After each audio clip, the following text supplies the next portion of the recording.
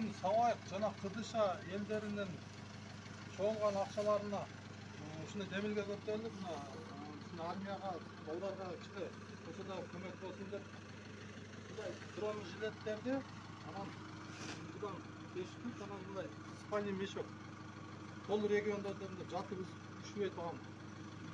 Анан мына кымбат баалы дальномер деп коет. Дальномерден түштүк алдык. Буну баягы противниктин мындай демесин эсептеп берет да, расстояниясын.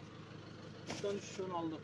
Ушу элибизге кызматты кыла бергиле, мекенибизде тынчтык болсун, душмандар үйүн кайтаргыла.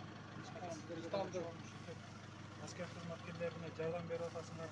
Allah razı olsun. Буюрса